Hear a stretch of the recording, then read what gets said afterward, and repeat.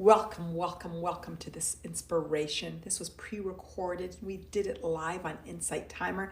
Today we will be talking about overcoming fear and anxiety. I hope you enjoy it. And go ahead, go to my website, www.Mattain.me/anxiety, and sign up for the free mini course on anxiety.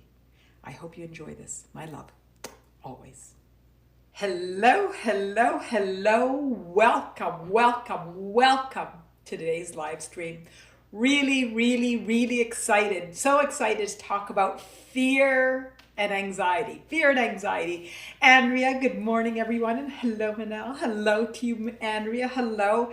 Hello, Valerie, to you. It's so fantastic to see you.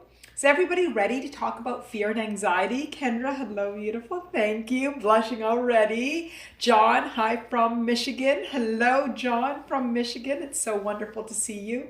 Are you guys ready to talk about fear and anxiety? Who is ready to talk about fear and anxiety? I am so excited to talk about fear and anxiety. So excited because it's so easy. So easy. Jennifer says yes and Kendra says yes. March is anxiety theme for me. So this, one of my co-creators said, Manal, let's do themes. And the first month, this was the first month of themes, is anxiety, because anxiety is such a common word that we use. It's so prevalent in our expression and in our language and how people feel. Andrea, great theme. Thank you. I don't even think it was me. I think it was her. I don't know who it came up with, but anxiety is something we talk about all the time. And the thing about anxiety is once you start to truly understand it, it becomes an expression like all other expressions. Monica, hello, Manal, happy to be back with you in the gang. Hello, everyone. Fantastic, Monica, fantastic. So anxiety, what is it about anxiety? Do we want to start with questions or do you want me to lead and speak? Because both can happen so wonderfully. But let me just say, anxiety is not an emotion. That's the premise I want to say. Anxiety is not an emotion. So it's a bit different than emotions because it's not an emotion. But what anxiety is, because it's really strange about talking about something and starting off with what it is not, anxiety is an expression from all four bodies. It's strong expressions from the physical body, really strong expressions. And what I'm going to ask is everybody share, what are the physical expressions that your body says when it's anxious? What are your physical expressions? And it's a suppression of the emotional. And the big suppression is fear. Because what anxiety is fear of the future. Anxiety is not felt about the past. Anxiety is felt about the future. It's about a lack of control, not being in control of the future.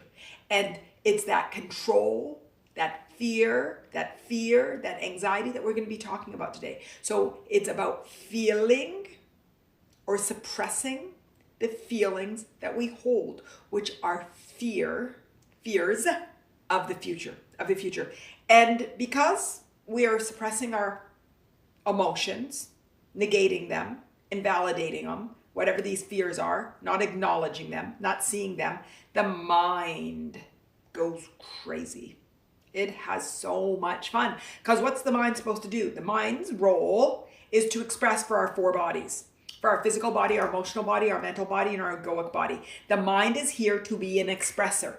It expresses. It sounds like I'm saying expressing orange juice from the orange, but it's an expressor. And if we're not going to hear the voices, what's going on, it's going to go wild and it's going to go loop and it's going to be obsessed about whatever we're thinking about in the future. It's obsessed. But the point is, it's not obsessive and it's not obsessing. It's not the mind, but it's not our lack of willingness.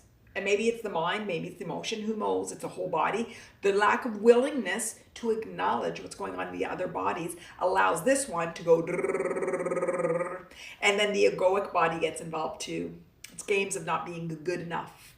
It's games of not being worthy. It's games of not feeling that you belong. It's a lot of these expressions that we talk about that are not aligned with truth. So all four bodies are playing in this game of anxiety. And so what I'd like today is for us to together to recognize the expressions that our bodies are having. Because if we can recognize the expressions early on, it won't be anxiety. It will be maybe fear. It will be recognition of my feeling of not being worthy. It will be, oh, I'm not sure about tomorrow and maybe I need to prepare or listen to myself. It will be signals that we start to get to allow us to live life from what do we want to live? How do we want to live?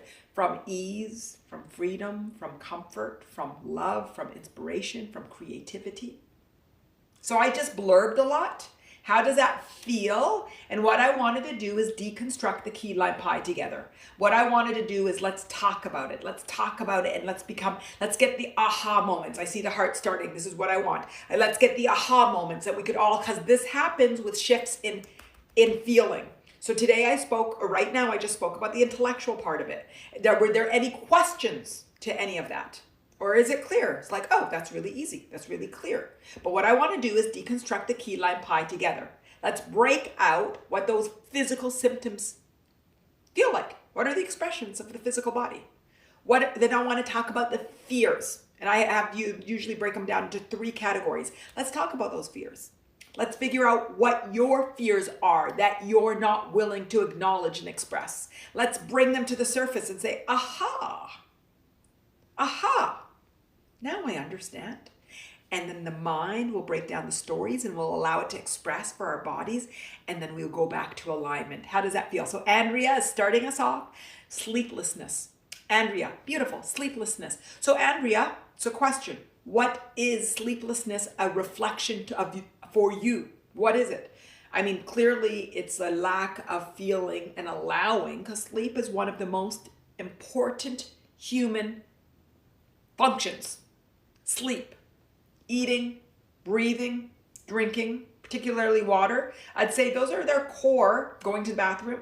I think there's a few handful core human functions that are integral to our wellness. And sleep is one of them. Sleep is one of them. David, feeling overwhelmed. Fantastic. So feeling overwhelmed, I think, is another feeling. It's another expression, David, of anxiety where we're not willing to acknowledge. So I'm going to poke at you a bit, at everybody, to see what that is that we're not acknowledging. Monica, racing mind. David, you know what I'm going to ask you right now to start thinking about? What are the physical symptoms, physical sensations of feeling overwhelmed? So I see that we have right now, we're going into the physical. Racing mind. It's looping, it's going around, it's going crazy. Chest pain. Our heart chakra, our heart is where we're holding a lot of the sadness and a lot of the fear that we're not willing to express. So chest pain is a strong indication of not allowing, and it's in the heart chakra. Beautiful. Stomach, I see 2 stomachs right now. Angela was digestive problem and John stomach upset. Okay. There's going to be so much, and stop me whenever you want, okay? Stop me whenever you want. Stomach, digestive problems is all about the solar plexus. It's all about our stomach, and it's all about not feeling capable.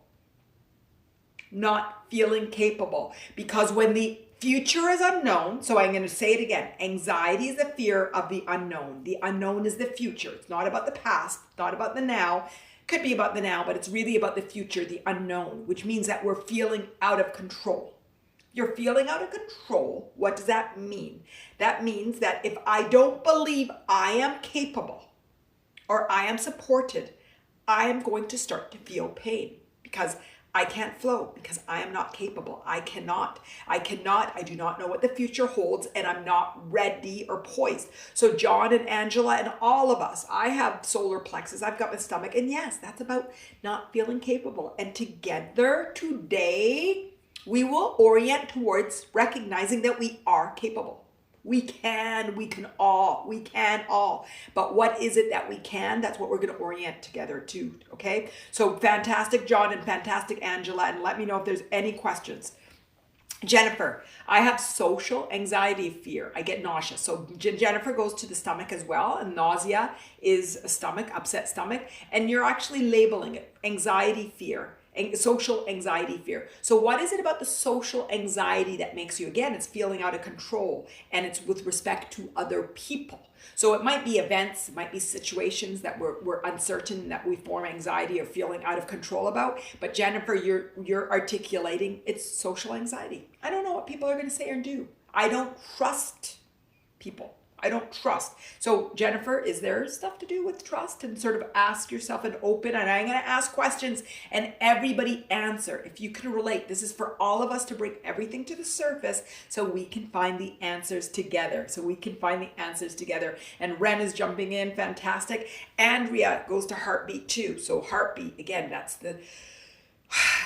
not irregular heartbeat too. It's like, it's not trusting the constant delivery, even processing of my body and of the world. And it's feeling out of control in the world. It's feeling like we don't know what to expect, and that we always have to be prepared, or we are never prepared. Andrea, does that resonate, and how does that feel? Jessie says, hello, Manal. Hello to you, Jessie. We talked about Angela with digestive problems. Jen, the solar plexus, mine, likes a lot of attention. This one I'm so familiar with, nervous knots and tension. Fantastic. Jennifer, I feel nervous and awkward when talking to people, or around a lot of people. I had trouble reading that for some reason. I feel nervous and awkward when I talk to people, or I'm around a lot of people. So Jennifer, there's a few things that might be involved with that. One is, what is feeling nervous? What is feeling nervous? Feeling nervous to me is not quite fear, but a discomfort. I'm not aligned with my truth. I'm not aligned with who I am. I allow being around other people to shake me off of feeling grounded and knowing, oh my God, there's a little ant on my laptop, guys. What do? I don't know if I can blow or what. I'll just let him journey. I'm just going to close my eyes to that ant and let him journey on my laptop. Hello, Mr. Ant. I don't know where you're going. Okay. So what is nervous? He's so tiny too. Usually the small ones are the ones that make me uncomfortable. Okay, what is nervous? It could be, Jennifer, that when you're around other people, that you're feeling their energy. So there's one thing that I want to ask you is, is it your projection of not feeling grounded? Or do you go around because you haven't truly, both of them come back to your groundingness. But if you're not fully grounded, when you go into a bunch of people, they're going to shake you off. You're going to feel off kilter because you haven't truly grounded in you. And so the external world will make you feel awkward. So what's the antidote to that? It's all about building that muscle of connection to the truth of who you are.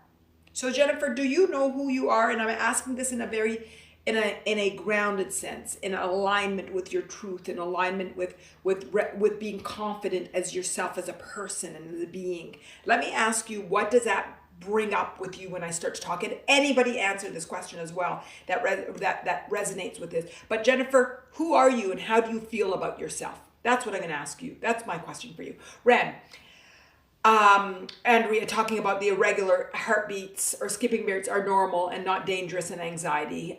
Okay, fantastic, Ren. And for me, it really is that, which is fantastic. I always like to say you're normal, not feeling things are normal, but what is it telling you? What is it telling you about your physical expression of your belief or your discomfort with the external world? Because everything physical is an expression of our seeing, evaluation, illusion, distortion of the external world. So when we start to experience things physically and emotionally, we can start saying, well, what does that say about my perception of the outside world and how I'm sort of expressing it? sensing it and saying it. So that's what I enjoy as well, as hearing these things and just saying, okay, this is what it says to me. This is what it says. Okay, so Andrea says, yes, this all resonates. And her house has been invaded by ants since all the rain. Oh my goodness. Oh my goodness. I hope this is just the one, but I know I'm just not even going to talk about ants anymore. Jen, nervousness is apprehension, fear of the unknown outcome. So lack of control. Yes. And what will make us nervous? Not knowing if we're capable, doubting ourselves. So what makes me nervous is I'm not sure if I'll perform, not sure if I can communicate, not sure I'm going to express, not sure if, again, that solar plexus, so I would expect that nervousness has something to do with something around the solar plexus too. I'm sort of going back to what Jennifer said. Yeah, I get nauseous.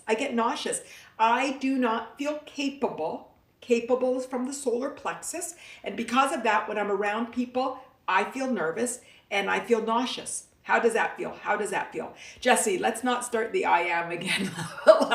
We won't go straight to the I am, but the I am is the answer to everything, Jesse. You know, but we won't get there directly. We'll go to worthiness, perhaps. Bren, for example, I'm so afraid something will go wrong with my heart that I can create certain pains and aches. It's called somatic, if I'm correct.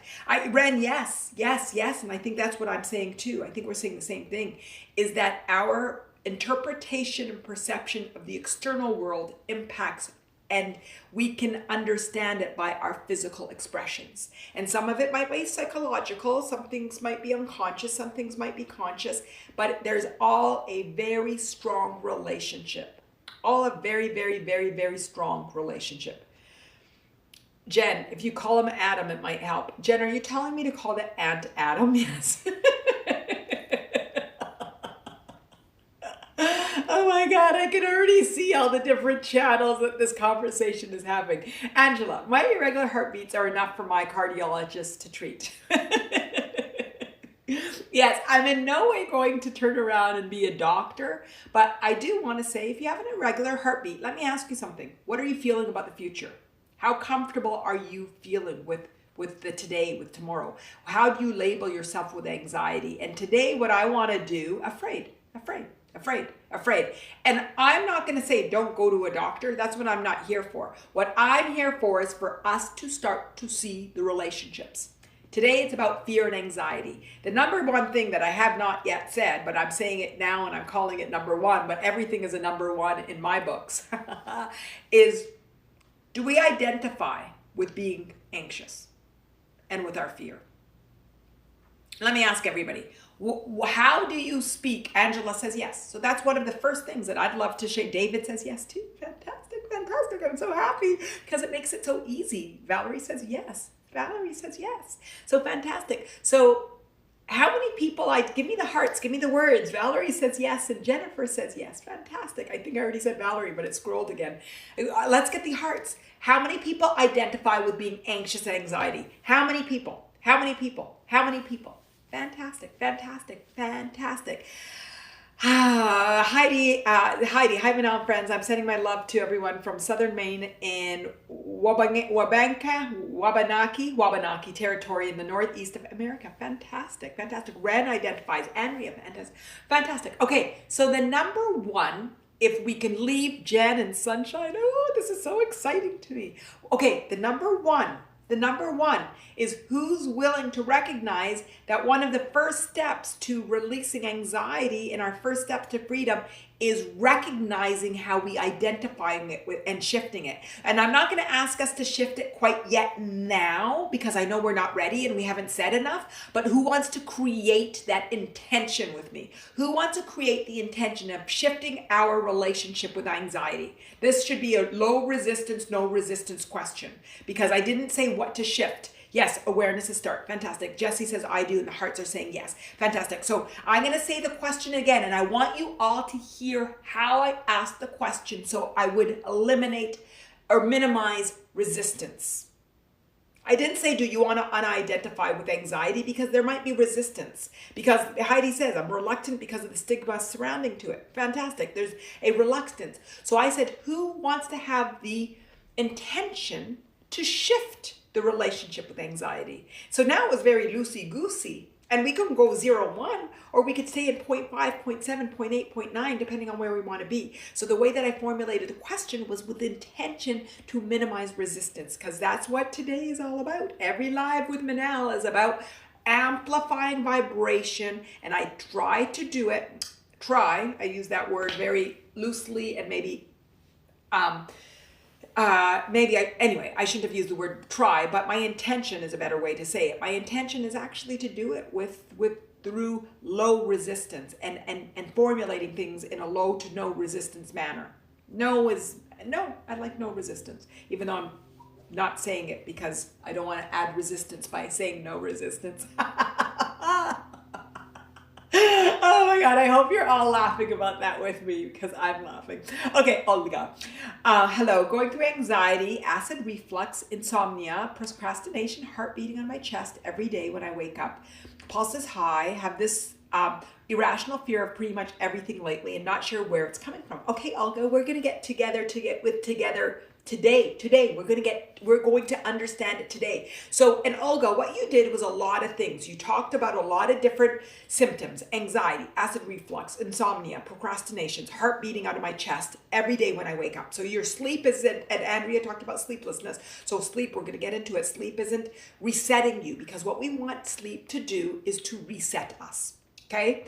Who allows their sleep to reset them? Who allows your sleep to reset them? Are you reset by your sleep? Okay, I'm going to put my hand. Yes, Manal reset by her sleep. Who else allows their sleep? I see the hearts coming. Okay, fantastic. Andrea, so good. So Andrea, even though your sleeplessness, you are reset by your sleep, which is good, because maybe there doesn't have to be a relationship between waking up in the middle of the night for whatever reason and not being reset. Okay, fantastic. Sunshine, it used to, but not recently. Fine. We're going to fix that, Sunshine. We are going to fix that. Okay. So Olga and a lot of us have talked a lot about the physical sensations, Andrea, I listen to stories and get back to sleep. Okay, fantastic. We talked about the physical sensations. So we're talking about identity. So we don't want to, the first thing we want to recognize is when we are identifying with them as this is part of me, this is something I cannot shake, this is something I cannot change. What we essentially do is we make it a part of us. And disentangling from it becomes very, very, very difficult. So what we want to shift to, so when I said who wants to create the intention for shift, the first shift is shifting everything to awareness. So it's not I have anxiety or I am anxious or I've always been anxious. I don't know what the terms are that we all use. And if you want to put them in the window so you could let it out emotionally, throw up. Is that what I always call it? That's what we always talk about in the lives. If you want to put it in the window, fantastic. But what we want to do is, do you see the subtle difference between identifying with it and being aware of it? Can everybody see that? Can everybody see that? Manal, I struggle with seeing how fear will not be a part of me. So not identifying myself with it feels like lying to myself. Okay, Valerie, this question was for you.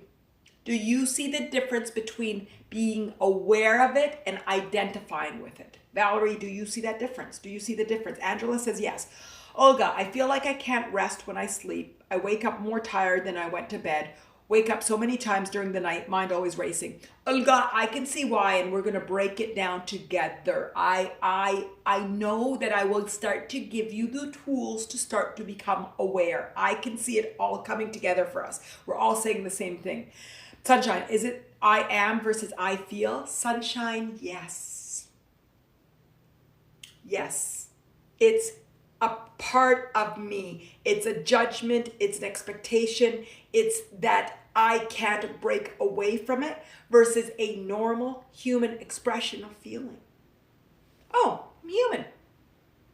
Here's some physical sensations. Here's some emotional sensations. Here are my thoughts.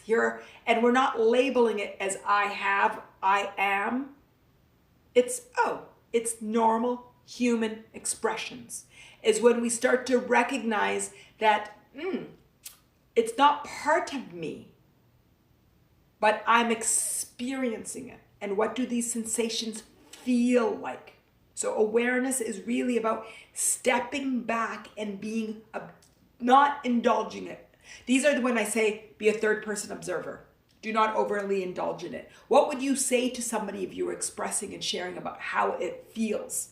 Sort of being more curious. It's being a scientist. It's being a journalist. It's writing it and not being in it, but being outside of it and exploring the sensations of it from 5 senses, from all 5. And sometimes I say the 6th sense as well. So just sort of sensing it. So does everybody now know the difference between being aware of it and identifying with it? Did that help? Valerie, I'm not sure I see the difference. I see how awareness is more observing it. David, I become anxious because of the pressures, workload at work. David, this is what I'm going to tell you. If you didn't have the pressures and workload from work, you'd have something else that makes you feel anxious if you have not disidentified with that relationship. I can tell you, I've observed it so much myself and some of my dear friends. So I'm thinking of one friend, and she was in school and she was feeling it. Then she stopped working and she was feeling it because she didn't have work. And then she started working and then she was feeling it because she was working. So every phase in her life, it was fascinating because it was very small chunks that she's going through it. But the feelings that she was having did not shift, even though her life situation was shifting significantly.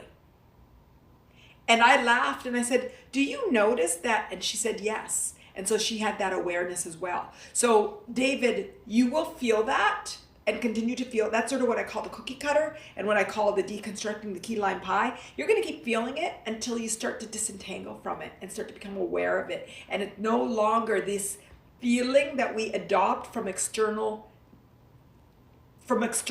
life and things outside of us, but it starts to recognize, oh, these are sensations, and we no longer label them anxious, but we recognize them as fear. That's awakening. Or a egoic misbelief, or a physical sensation, and we start to catch it earlier and earlier and earlier. David, how does that feel, and does that resonate? Jen, it's not taking it personally. Fantastic. Yes, the difference between awareness and identification is we're not taking it. Because ultimately, I'll come back to Jesse. Are we coming back to I am again? I am. And if I'm calling myself I am anxious, I can't be I am. But if I am, and I'm feeling physical sensations and chest pains, I'm feeling them as I am, and I'm just experiencing them in the present moment. So and I'm not obsessing about what this is meaning about my discomfort with the future. I'm actually recognizing, ooh, my chest hurts. Oh, there's some pain. Oh, what's that pain? There's fear. Oh, what's that fear? Oh, I don't feel good enough. Oh, that's an egoic misbelief. What's that fear? Oh, I'm fearful that I'm going to fail. What I'm scared about, that I'm going to fail at, that I'm going to fail in life. I'm going to fail in that test, and it's going to be a reflection of me not failing in life. Ooh, that makes me feel like I'm unworthy. Wow, that really hurts. Oh, I start to see it. Oh, everything's okay, and I felt this way before, and I've overcome it. And oh, wow, isn't it interesting when I start to feel that chest pain and start to become aware with it, that I can start to release it. Oh gosh, so interesting. Awareness is so powerful.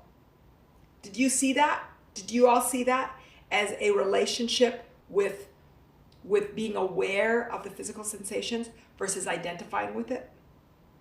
How is that? How does that feel? Heidi, I also dealing with restless leg syndrome and now grief due to special transcendence of my mother on February 10th from pneumonia and heart failure. Also have some serious surgeries coming up, cleaning out mom's cabin, and so much more before that, so I'm overwhelmed. Some have said that I need grief support with just my medical issues alone. It's wonder that I'm anxious not right now. And Heidi, that's there's a lot in there, a lot to unpack in there. And yes, you're going through things. So there's some of it is there have been significant changes in your life that's impacting the way that you feel. And during those, which is mourning and loss and grieving, my teachings, and I'll have an inspiration again soon because it always comes up and has been asked, is about honoring that journey. And it's no different than what I'm saying right now about disidentifying and becoming aware.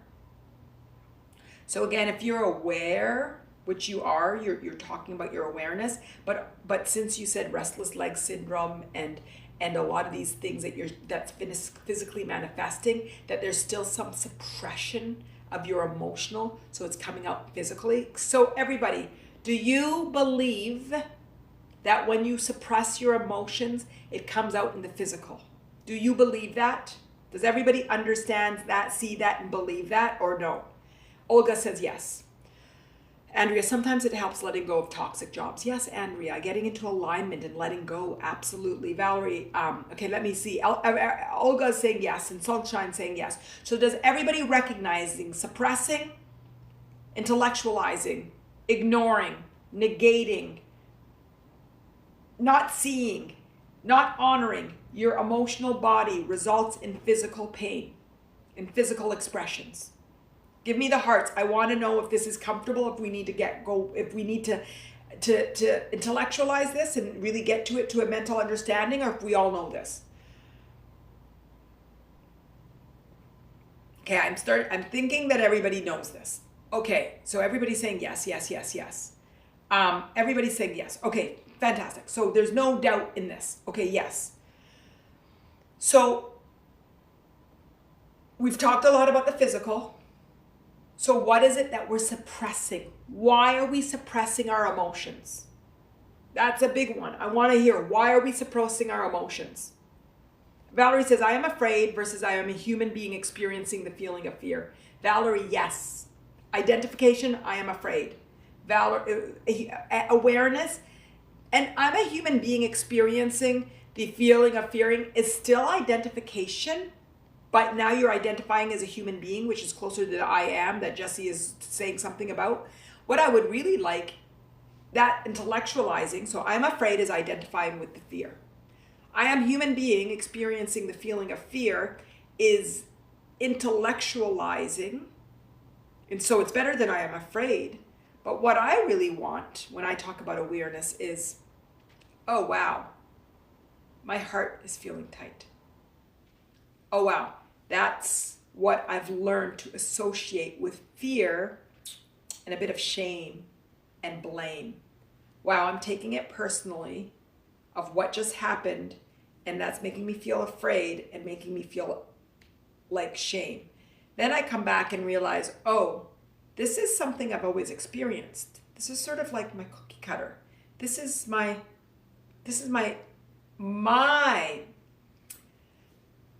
signature for my growth and expansion as a human being. And this is so familiar, and this is what I'm growing to learn, that I'm worthy and I'm loved despite what's happening outside of me. This is what's been teaching me how to go in instead of letting the outside world influence me and impact me.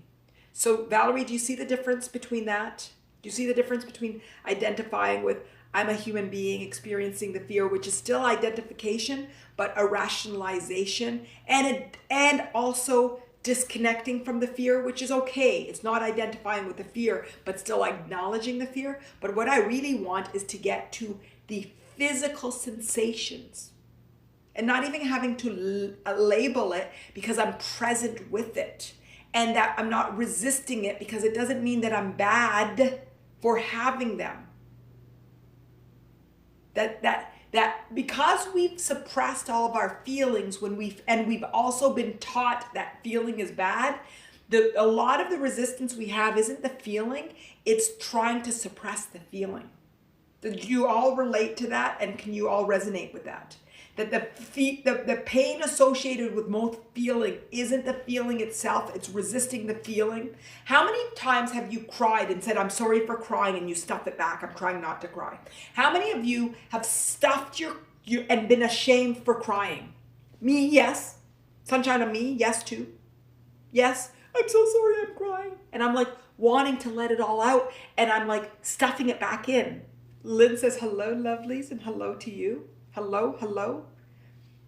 Brooke used to. Fantastic. I still have moments where I'm like, oh my God, I should not be crying right now. So we're stuffing it all back in. We're stuffing it all back in. So what happens when we stuff it all back in? Our body's going to physically bring it out as, what is it that we just called it? Heidi, you called it restless leg syndrome. It's going to come out in nausea. It's going to come in discomfort in our chest and our pain in our bodies in different ways. So Valerie, I'm afraid versus I'm a human being experiencing the feeling of fear is better. But what I want is not even a judgment, not even getting the egoic body involved, and just exploring the physical sensations and being present with them, and just sort of like we're eating or drinking. Oh, this is a really interesting cocktail of physical sensations and emotions. Wow, this is familiar. Oh, I know. I usually will play this and shame will come out and blame will come out. Oh. And then you start to muscle it and muscle it and muscle it till we see it sooner and sooner and sooner and sooner. And then it doesn't break out into all out anxiety. So we catch the expression sooner and have a greater understanding of what they're telling you, so we don't have to have that strong restless leg syndrome, that sleeplessness at night. So what is it that we're suppressing? What is it we're suppressing? Jesse, whatever follows the I am becomes one identity. Even when we say our name after becomes a framed, exactly. So we just want to be I am. It doesn't mean that some identities are bad. I am Manal. I say it every day. I am Manal. I am Manal. And it's my name, but I don't identify with me by Manal. But in the world and human experience that we live in, we have names, and these names are really important, and it allows you to be familiar with us and for us to have an intimate relationship. When you say, hi, Manal, that creates intimacy and connection between us. For me to know that this is Jesse, and know Jesse's story, and know Heidi, and know Jen, and know Valerie, and know Lynn, we've creating relationships and intimacy and a sense of belonging and tribe and understanding and love. But when I say I am Manal, in a way that you need to know that I'm worthy and that I'm something, this is an example of Miss Andrea, you're making me so happy. Thank you. I love you. You're using your name. You know, do you have to use your last name? Do you have to use the third or the fourth or doctor? I know somebody that I know of somebody. I don't know the person that needs to be called Dr. Sunshine. Thank you, you guys. I am Manal. Thank you. I love you all. I love you all. Doctor. Do you identify with your name, or is your name a way of connecting with people and loving people and being connected, and you make a point of saying hello first name because you love them? So I asked the question 6 minutes ago, what is it that you're trying to hide from, I think? And I think that was a question. And I see Heidi says self-protection, and Ren says I'm embarrassed. Sunshine says because some feel awful. I think there was a question about what we're hiding from. I think that's the question that I asked in there. But I want to say, what is it? Rejection? What is it that we're hiding from? What is it that we're hiding from? What is it that we're hiding from? I think this is going to be really serve us right now. We talked about a lot of physical pain. What are we hiding from? Tears are liquid medicine. I learned this years ago by a wise medicine man. Oh my God, Brooke, I've never heard that, and I love that. Jesse is celebrating me too. Oh, you guys, I love you. Jen, sometimes when I know I want to cry, I watch a sad movie. Otherwise, I have a tendency to push it back down. So Jen, you're fantastic. It's a coping mechanism, but it's a good one because you used a way to allow yourself to have an outlet to cry, but you're pretending it's about something else. You're projecting it. You're projecting it on something else. So it's not truly honoring yourself, but you're allowing it to come out. So it's a decent coping mechanism. It's better than drugs and alcohol. Your sad movie is better than drugs and alcohol. Jen says it's super freeing. It's super freeing, Jen, but it's not honoring and acknowledging unless you're just, it's a good coping mechanism. Don't get me wrong. But the best coping mechanism for you to sit quietly and go through and allow your tears to come out because you honor you. That you honor you. That you honor you. Olga, what happens if you don't like your name? I've never liked mine. Olga, that's a beautiful question. And your name is so beautiful. And I don't know, I'm even saying it like with like a Olga, an extra ga, because I think it's so beautiful. What happens if you don't like your name? Ask yourself why you don't like it. Ask yourself why you don't like it. It's a beautiful name. And if you don't like it, you can change it. People change your name. Or you can have a beautiful nickname if you don't love your name. And sometimes I didn't like my name, Manal. It rhymed. And when I tell a lot of people say Manal and say it wrong, and then I don't like to correct them because I don't like correcting people because I have a thing about being right and wrong. So there's a bit of a, and one of my friends, it really gets her mad that I don't correct people when they say my name wrong. But I'm like, it doesn't bother me as much as it bothers you. And I don't want to make people feel like they're wrong, although if I correct, anyway, I'm going on to a side story. But Olga, well, if you don't like your name, why don't you like your name is the first question. What is it that you're resisting is the first question. I think it's a beautiful name, and I think it's beautiful. The four letters, 4 characters, 4 is a beautiful number, and it starts with a vowel and it ends with vowel, and then it has 2 very powerful consonants. And so there's a beautiful, like Olga, there's a beautiful, beautiful, beautiful, beautiful way and of seeing it. It's like, it's beautiful visually, which I think names have to look beautiful visually. My son, I spelled his name atypical because I wanted it 5 characters because I'm all about 5. But 4 is beautiful and it's strong and it's perfect, beautiful, it's creative. So I would ask you where the resistance is coming from. And that's the biggest thing, more than why you don't like your name, is an indication of resistance and judgment that you're holding somewhere. That's what I would say. And then you can change it when you get into alignment. But the first thing is figuring out why you don't like it, because that's where the power is. That's where the power is. And there's everybody on earth, I would suggest to you, at one point did not like their name because there is resistance to where you come from at one point in your life. And so it's a natural part of the human journey to not like your name at one point, because I've seen it over and over and over. Whether you have a normal name or abnormal name, a special name, a non-special name, a name with meaning, a name with no meaning. I've seen so many people that don't like their name, and it's actually, I'm going to go off on a limb and you can join me if you want. I think it's also when you're judging yourself. There's a self-judgment in there. So there's a projection of the energy that you feel towards yourself that you project towards your name. And how does that resonate, Olga? And it doesn't mean that you have to love your name. You don't have to love your name. But that's not the point of your question. And the truth goes beyond the question. It goes about truly the relationship that you have with you. So those are a lot of questions that I just put on you, Olga. What do you think? Okay, you guys, everything you fascinate me. Y'all fascinate me. Yes, Valerie, yes, feeling more hurt when I do allow myself to feel. Feeling more hurt. Yes, we suppress it because we don't want to hurt, but we feel more hurt when we don't allow ourselves to feel. We hurt ourselves more when we suppress it in the long term, and it comes out physically and it comes out everything. Heidi says it's a Heidi. Yeah, Heidi, that's fantastic. It is a Heidi. I love how we're all talking about our name. Valerie, Manal, I didn't know about other people not liking their names. I was super young when I asked my mom if I could change my name. I'll never forget it. Yeah, my daughter, I don't know if she likes it now, but she's like, why did you name me this? I don't like my name. And I'm like, oh, it's a beautiful name. I like your name. Jen, I like Jen, Jennifer, and Jenny not so much. Mom scolded me with Jennifer, and I used to have a donkey called Jenny. Heidi, it took a long time for me, and I fell in love with my name. Beautiful, beautiful. Sunshine, it's also a name that is strong. She's saying about Olga. Beautiful. Okay, Olga. It's probably mainly because it's my mom's name and we don't have a good relationship. It's always been an inconvenience to have the same name. Olga, fantastic. So if you could start to dig deep in there, that you resent that you have your mom's name, you don't have a good relationship, you weren't really given your own identity, maybe you were a little Olga rather than Olga, you weren't able to own your name, and all of the complexities in there, then you could start to understand the buried resistance. And again, my intention isn't to make you love your name. Love your name or don't love your name. I mean, it's taste, just like if you like red or pink better or blue or purple.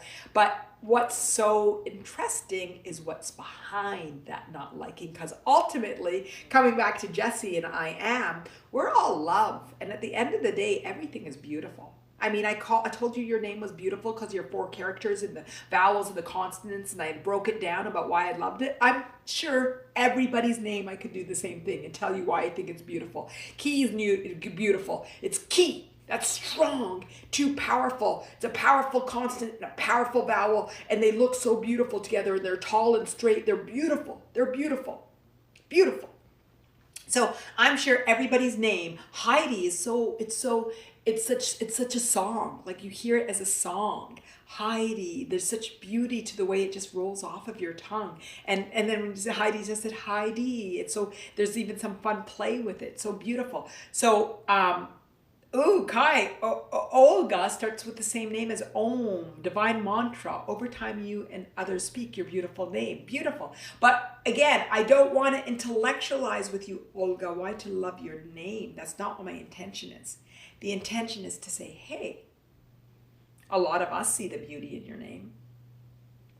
It's a beautiful name. We understand that you don't see the beauty in your name, but what's that resistance and what's that bigger story, and clean up that bigger story, because truly the way that we end up when they're really not liking something, it's more neutral than not liking or loving. Really the most non-resistant, sorry, I don't know if I'm going to say this right, but you guys play with me. Hating something is polar to loving something. The most negative feeling is a neutrality, because hatred or not liking something is an indication of a resistance that's pulling you to or away from love. Did that come out right? Because that's really, it's the neutral. It's the neutral. It's coming in at neutral. It's when things are even, when you're like, I just have no, Key says, yes, it came out right. It's like when I have no, it's irrelevant to me. Irrelevant if you call me irrelevant, if you go irrelevant, the letters, it just doesn't move me. But that disliking of something, a strong dislike, is an indication of something deeper. Angela, I like my name, but my mother doesn't understand when I want to use my name instead of calling me baby. Oh my goodness, Angela, I call my son baby, but I call him by his first name too. I hope he doesn't mind. He doesn't tell me not to, so I don't think it's an issue. Angela, I understand. I can just say from being a mother that you guys are our babies, and it's so hard. But I see him as an identity, as his person. So are you saying, does your mom not see you as a person? Does she not see you as and identify with you as who you are, and give you the, this is the wrong word, but I'm going to use it. I'll use the right word, the honor for who you are. So is it more of an indication of you not seeing for the worthy Angela that you are? I think there's a deeper in there too. Yes, I think it's dignity, Jen, that's good. Just giving you that weight, that beauty, seeing your worthiness. So it could be more about that than baby, because I call my baby, and I call 3 of my kids baby. Actually, the other day I was saying something about my baby at a school event, and like a couple of the moms, their eyes just, they were gonna come out. And they said, your baby? I said, yeah, my baby, my 9th grader. And they were like, oh my God. We thought we had the biggest story of the world to talk about Manal with her baby. The one's like, maybe she adopted. Oh my goodness gracious. Okay. So where are we? I think I missed some things. Sunshine, it was so funny. And the one that said she had to have adopted, I'm like, I'm not sure who I should be more mad at. The one that thought I could have one, or the one that thought that I needed to adopt. Okay, so where are we? I still feel like I want us. Okay, Brooke, my dad taught me not to express myself, my emotions. If I tried, he would send me to my room. When he was verbally abusive, so messed up, he was suffering. Beautiful. And that's what I still want us to get down to. What are we hiding from? So we came to it. Anxiety occurs when we're not honoring our emotions. And then, even worse, we started to talk about physical ailments that are showing up in our bodies, sleeplessness, physical ailments, because we're not honoring our emotions. So let's talk about it. What are the fears? I'm going to direct us. What are the fears that are keeping us from our truth? What are the fears? Break it down, everybody, with me. Break it down. What are you fearing? Why are you not acknowledging your feeling?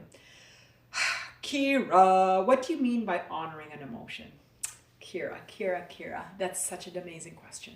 And it's very similar, Kira, to what we were talking about, the difference between identifying with your emotions versus feeling them, versus allowing them. So what is honoring an emotion? Okay, then we're going to play a game. Key says judgment from others, fear of a breakdown. Andrea, that's really interesting. Your heart, irregular heart, and fear of a breakdown. What is not more broken down than your heart not functioning? That's just so interesting. So interesting. Okay, I want everybody to feel into a feeling that they have right now. Everybody feel into a feeling. Okay? And if you want, feel into the physical feeling that you have. David, being in the same bad situation again. Okay, fantastic. That's almost a feel of failure. It's like looping. It's Groundhog Day. You keep coming in. You keep waking up into the same thing. Groundhog Day, Groundhog Day. Jen, fear, weakness, appearing weak, allowing weakness, starting a downward trend instead of challenged maintenance. Interesting. Fear, weakness, appearing weak. So not just feeling weak, but also appearing weak, allowing weakness. Jen, wow, there's something when you grew up about really having to be tough and strong. It was very interesting. Starting a downward trend instead of a challenged maintenance. So there's also in there that downward trend instead of challenged maintenance, that challenge, there's a fight, that weakness, there's a fight. So Jen, we're going to have to break that down and figure out where the fight is. That's fantastic. Gary comes in and makes me laugh. Fear of Manal, come on, I'm so nice. David, I said that being in the same situation, we're going to get to your Groundhog Day. Jen, the other Jen, Cat Jen, I don't know Jen, what could Sporty Jen, Cat Jen, losing control, fantastic, losing control, being out of control, which is a lot like what Jen is saying, the other Jen about weakness. Jen says, I have many that depend on me, but Jen, there's more than that, because that weakness is more than people depending on you. You pilled up having people depending on you so you don't feel weak. Because it's sort of playing into that game. There's something bigger. Valerie, fear of depression, feeling of not being happy. Olga, I feel like the fear of success is scarier than the fear of failure. Olga, the fear of failure and fear of success, that's so fantastic that you're saying that. They're both the same. Fear of success is a self-sabotage because you're scared of failure. And you're so much more scared of failing that you think that you're scared of success, but it's really your fear of failure. But you're like, oh, if I succeed, I'm even more scared because I actually feel like I'm going to fail, and it's all playing into worthiness. Feel of failure, feel of success. Remember I said there's 3 categories, and we're breaking them down now. Feel of failure, fear of success, fear of not getting it down. That looping that we're talking about, that's all fear of not being worthy, not being good enough. Okay, that's all the same thing. Fantastic. Fear of the unknown, fear of being out of control, fear of depression. Okay, so I'm going to break them down. But let me read. It's like spinning plates. Ever see that on Merv Griffin? Having to keep all the plates spinning. Jen, I totally can visualize it, and I see that you're having all these people. I just want to know where you adopted it from, because I think it would be powerful for you, for your awareness.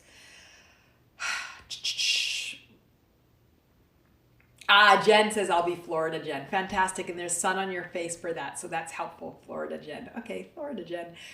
Gary, fear of depression like Valerie. Beautiful. Mari, Olga, I'm in the same. My mother had the same name, and I never had my own identity.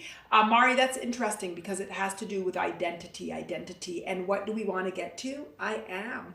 And so maybe your names were helping you get to the journey of finding identity as not your name, but of who you are and the beauty of who you are. So the fears come in 3 different flavors. So we all know the unconditional 3: worthiness, happiness, and freedom. So all of our fears, the 3 categories, fall under ones that mirror. So worthiness is fear of failure, success, not being good enough, not getting it done. So are we worthy? And we measure ourselves. Not getting it done is in a different category, but sometimes my wheels get my wires. But fear of worthiness, not getting it done, fear of being perfect, fear of failure, fear of success. Because whether it's success or failure, it's the same thing, is that we're worthy, that we're rating ourselves worthy by what we do externally. It's not internally generated, external. And we all know it's all about the internal. It's not about the external, it's about the internal. So fear of not being good enough, fear of success and failure, of worthiness, okay? Fear of death.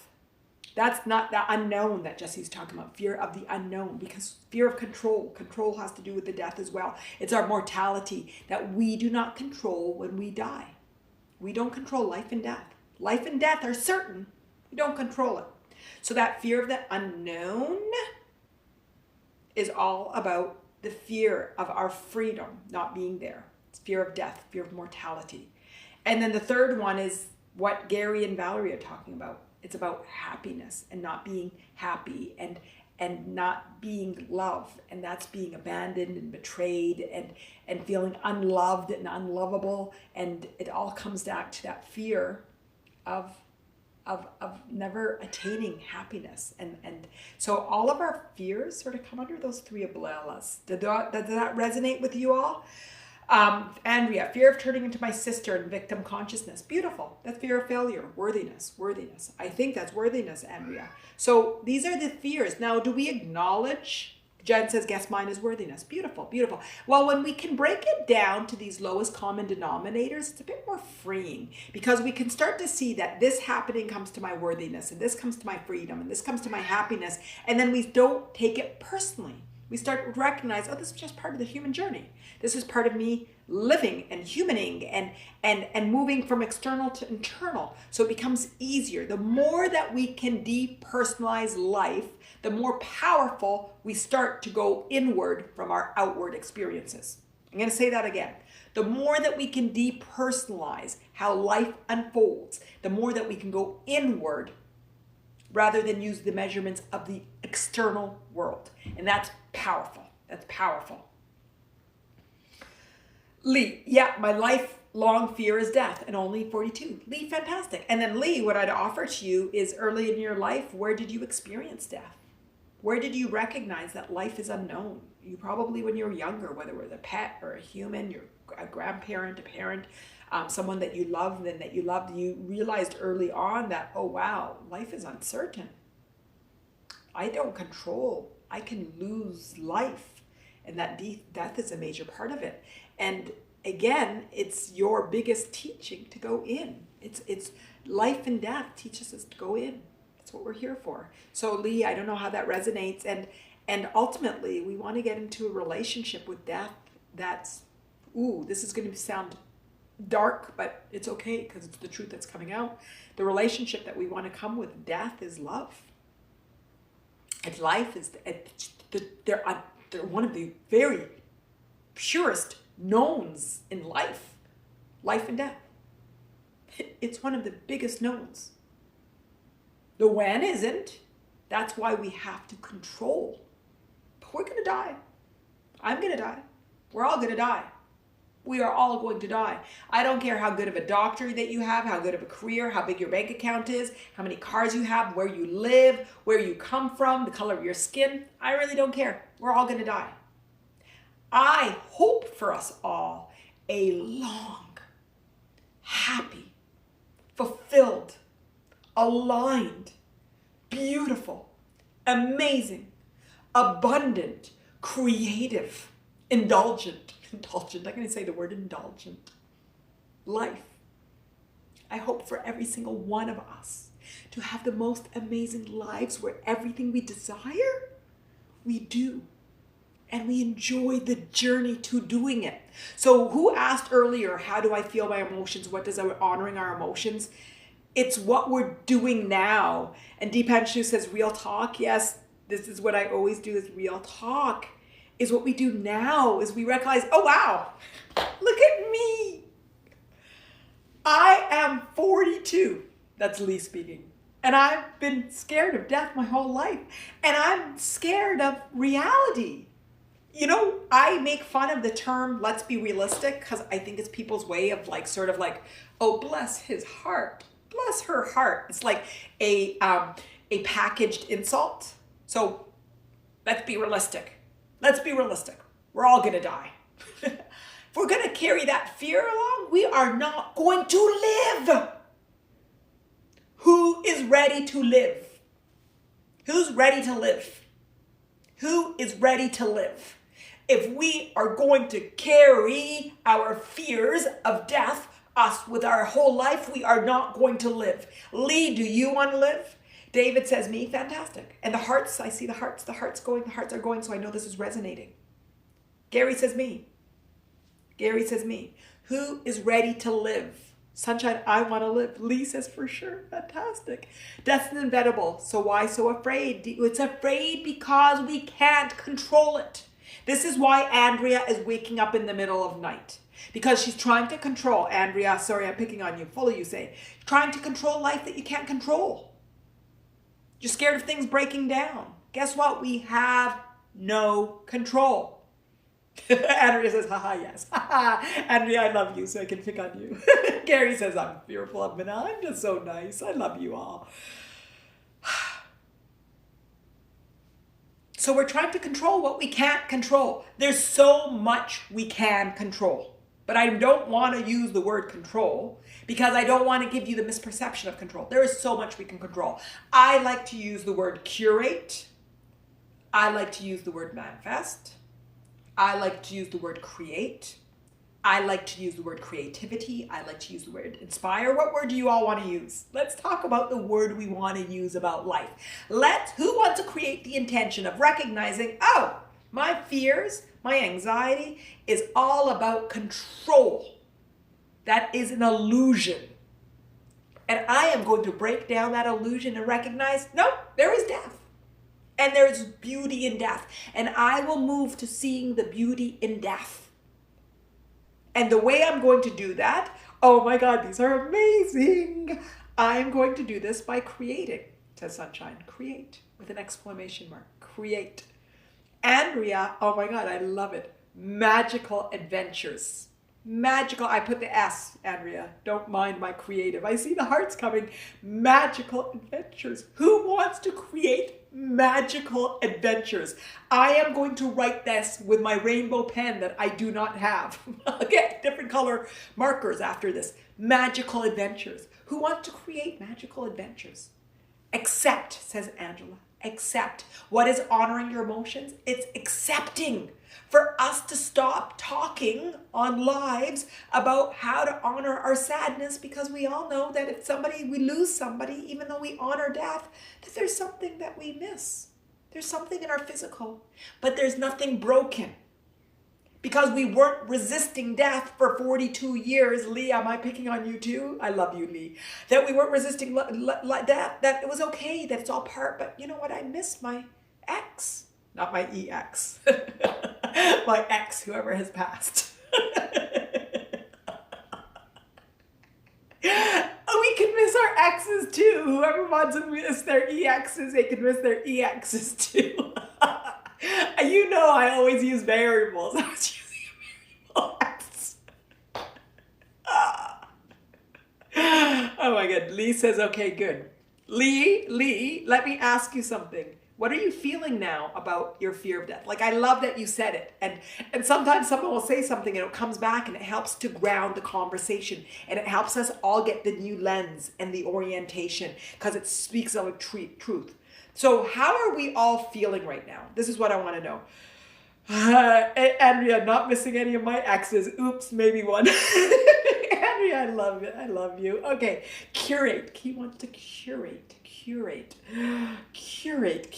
Sunshine says, I want magical adventures too, Andrea. Who wants to co-create? Cindy, I love the word co-create.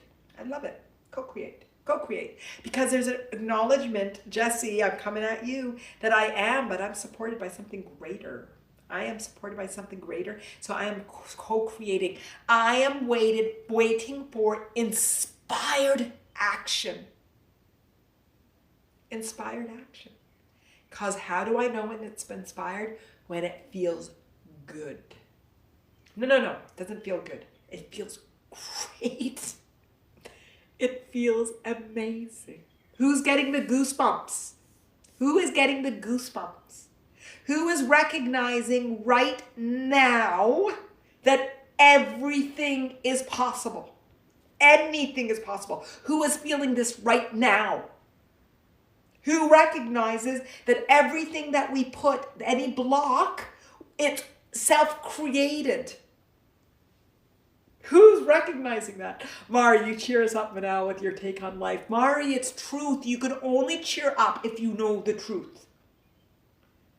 I'll use the word co-create. If I was telling you untruths and you didn't feel like it resonated with you, you would be gone. You wouldn't be here to tell me this because you're just like, it's all full of bull. That's full of bull. But that was full of bull. I'm not, you are here because you know it's the truth. What I'm bringing out is your truth. Your truth. Beautiful. Oh my goodness. You guys just pumped me up. Jen, I moved to New Zealand, which was and has been an adventure. Oh my God. I can't wait to go there. Cindy says, my goosebumps. Oh my goodness. Jen says, my next magical adventure will be in New Zealand. We'll all move it and meet in New Zealand. We'll all meet in New Zealand. Okay, Cynthia, I'm currently practicing awareness of how I identify with my body. Ooh, Cynthia, you pick on one of my favorites, the physical experience, and choosing to be willing to recognize the greater eternal identity, which is spirit. Beautiful. And it does feel like a death each time I let go of a piece of that. Yes, this is so interesting. It does feel like a death each time I let go of a piece of that identity that I think defines me. Oh my God, this is so deep. Physically, and with the things that I've achieved and the things that I own. It's a practice that's very relieving to me. Yeah. Revealing, you said, Cynthia. It is amazing, Cynthia, and there's a lot of truth in that. With anything we do, we're talking about exes and we were laughing about it, but it's true. Anytime there's any change in life and transition, there is a breakdown or a holding on to of identity. And the more connected that you get with spirit and truth, there is this, I would say, very strong, and you can all call me out on it if you don't like it, but sort of this grieving and mourning process of losing sense of self. And that it's so beautiful, Cynthia, and it's just so true.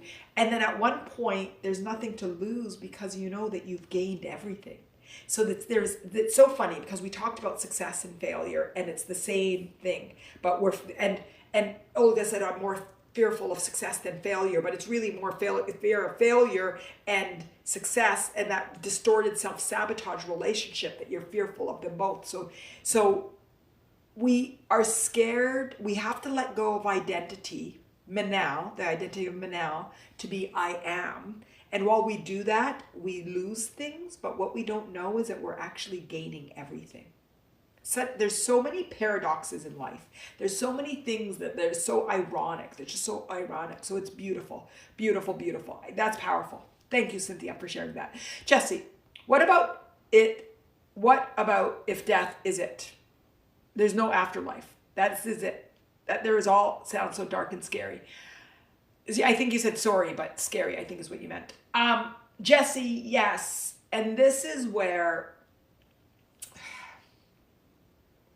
Jesse's got me now quiet because I have so many things that I want to say and I'm just making sure it comes out right. This is where exploration of your beliefs without it disempowering you is really important. So you might have been raised religiously or spiritually or what might be, but you ask questions. Asking and looking for answers doesn't need to make you deviate from the truth that you know is truth. So what if death is it? Could be. For me, it's so much more empowering and exciting to think that it's not. To think of this as a blip in infinite, in eternal. For me, just sort of thinking about like, oh my God, this is just part of a longer story and I'm here. It's just so exciting and empowering. And so Manal has chosen to adopt stories and feelings that cheer me up. What is it that Mari said? You cheer us up, Manal, with your take on life. So Jesse, my choice in life is to pick statements and beliefs that cheer me up. So yes, what if? I've thought about it sometimes. What if is? Guess what? It doesn't feel good. So guess what? I am not indulging in it. So Jesse, what I would say is entertain it. See how it feels. Does it feel good? No. If it doesn't feel good, I would suggest it does not align with truth. because truth feels good. Truth feels good. Distortion of truth feels bad. Truth feels good. So if that doesn't feel good, guess what? It's not truth. It's not truth. So, okay, so I have the answer. Jesse, you made me quiet, but now I know. What if death is it? There's no afterlife. This is it. That's is all there is. Sounds so dark. Sorry. Oh, no, you did said sounds dark. Sorry. Okay, sounds dark. Doesn't feel good. It's not truth. Truth feels good. How is that, Jesse? Did I answer the question? It took me a long time, but I think I got the answer. It's not the answer. It doesn't feel good. There's more to life. We might not know it. We might not know it till we die, but there's more to life. Thomas, we'll find out when we die. There's been a lot of near-death experiences. Do we have a soul? I believe we do. And that's the most important to me about death. Thomas, exactly. That's why I'm fascinated by near-death experiences, because it's the closest to truth about death that we find. And everybody that I've read, not everybody, but majority of people that have had near-death experiences come back knowing that nothing matters. They've seen and felt truth, and they have such a strong spiritual connection, and they've developed such an amazing sixth sense in connection with more. So those are the intellectual facts that make me know there exists truth. That's what I know intellectually. But again, I'm not here to shift how anybody feels about life. No, that's not true. I'm not here to give anybody beliefs about life. This is the difference about me as a spiritual teacher. I am not here to tell you believe X, Y, and Z. I'm going to share what I believe, because I think I picked up some really empowering beliefs, and I'm going to ask you what you believe. And then I'm going to teach things about what I think we're here as for the human journey. But Jesse, what feels good to you to believe? What does everybody feel like to believing? Do you want to think that this is it? Or do you want to believe that there's eternal life, that there's more to it? What does everybody feel? What do you think? And how do you feel when you think it? That's the truth. This is where truth is. Jesse, truth is all relative. I don't want to get lost in my truths. Is that it? Yes, Jesse. Yes, Jesse. Listen, ask the questions, because without asking the questions, you sit in ignorance. So ask the questions and allow yourself to get muddy in asking the questions. So I'm not in any way suggesting you don't ask questions. I've asked all these questions. That's why I'm here where I am. I've asked all these questions, and I've had so much fun asking these questions and finding the truth and looking for the truths in all of life. And all spiritual teachings tell you to look, to read, to learn. Spirituality is about, and religion is about reading and learning and surrendering and submitting. So ask all the questions, and what I would guide you to is find the answers. The truths feel like good. Truths feel good. Ooh, God, this is deep, guys. We are deep. Okay, Valerie, I once read a book about death and how we return home when we die. Like our soul lives on and goes back home with the human journey. That's what I feel. And that's what gives me the greatest sense of peace and beauty in the human journey. And then I'm like, okay, so if our soul lives on and we're here as physical beings, that means we made a choice. Like we're sort of here by choice. And whether it's God's choice or our choice or whatever it is, but there's a bigger story. There's a higher meaning. And that is enough. So, we're our purpose. We're here by choice. There's a story that goes on beyond being a physical human journey, a physical human on this human journey. There's more to it. And that alone gives me so much comfort and alignment and truth and ease, and know I'm supported, and know that this doesn't matter. But it matters. I love my physical experience, and I teach that we enjoy the pleasures of being human. That's why we're talking about fear and anxiety today, because I want us all to feel good.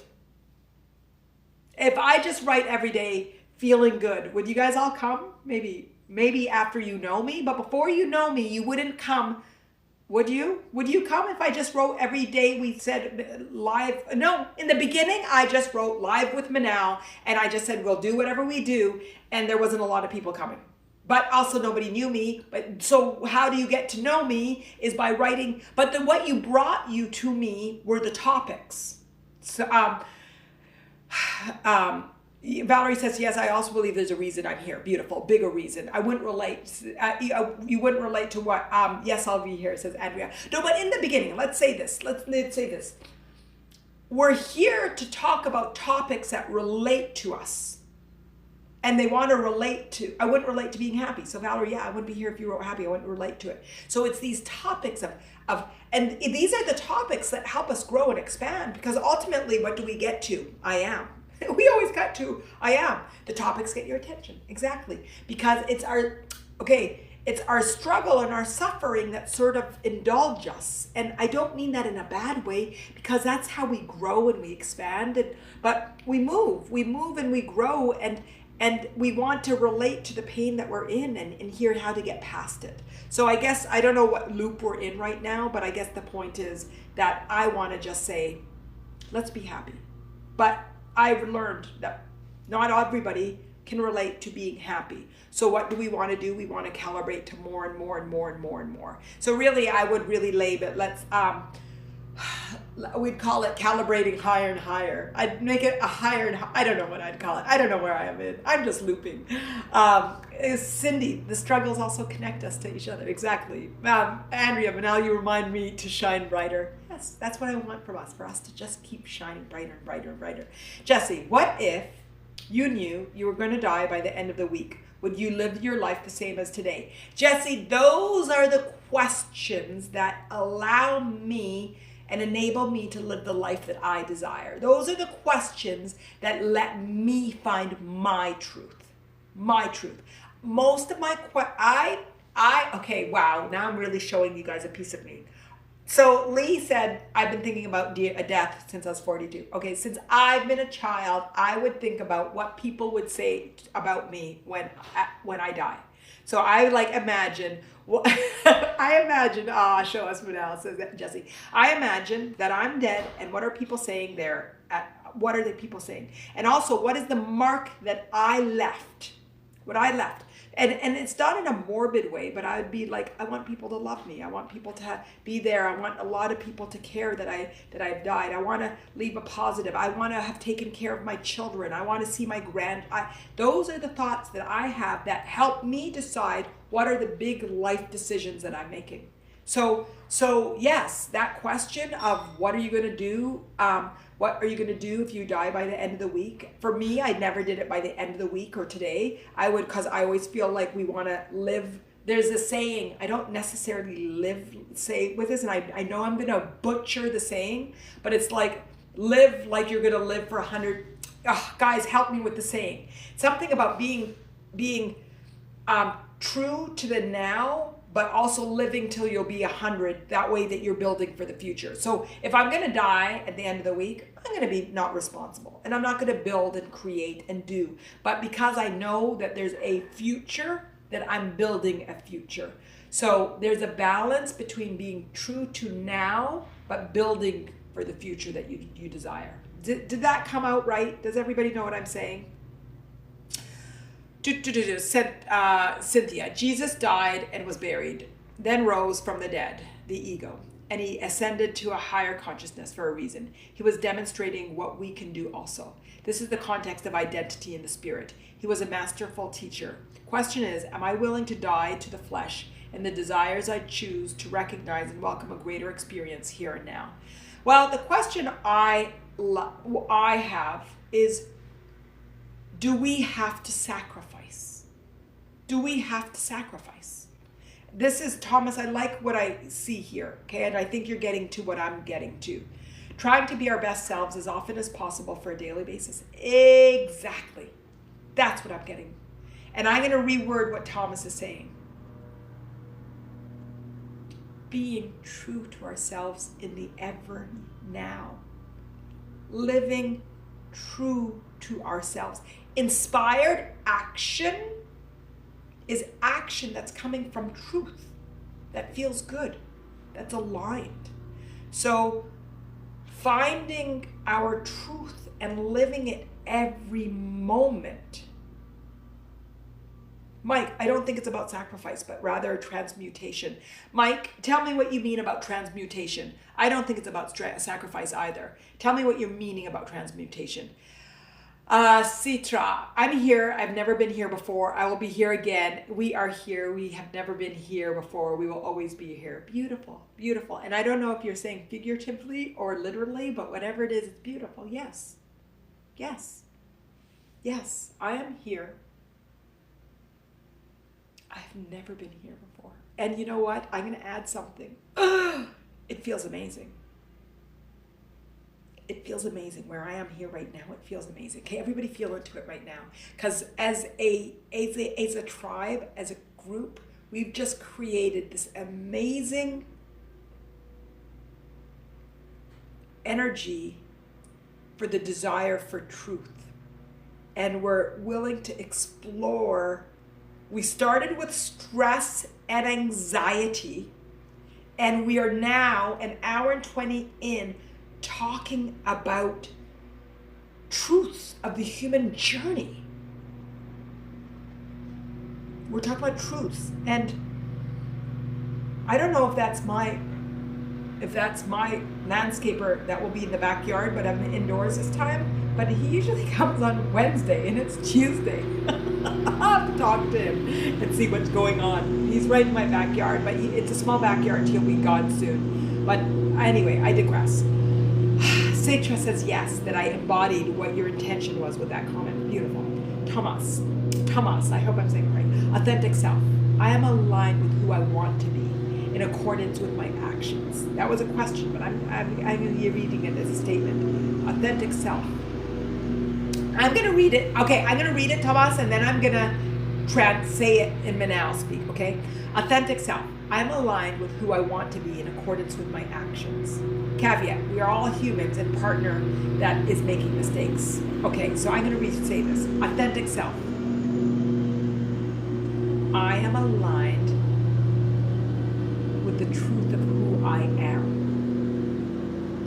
I recognize when I'm in alignment because truth feels good.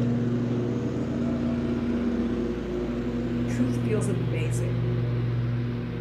I recognize that I'm human and we're all the human journey, and part of humaning is feeling and expressing and I honor all of expressions, physical expressions, emotional expressions, mental expressions, and egoic expressions of my human journey. How does that feel, Tomas?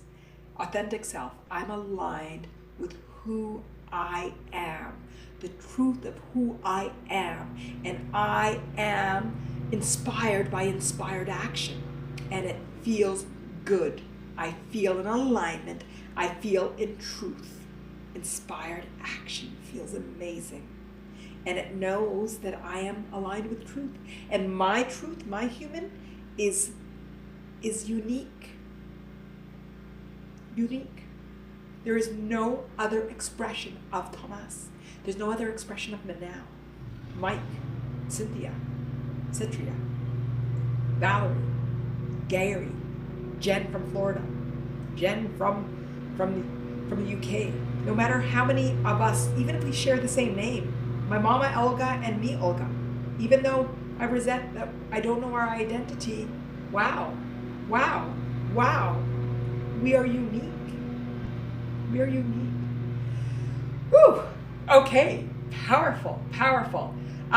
So Mike said, I don't think it's about sacrifice, but rather transmutation. I said, transmutation, what does that mean, Mike? In a similar vein to alchemy, changing lower base energies, hate, anger, into higher levels of consciousness, love, appreciation. Yes. Okay, Mike, Manal, my belief that we're here for is growth and expansion. That's what you're talking about, transmutation. Beautiful. We're here to grow and expand.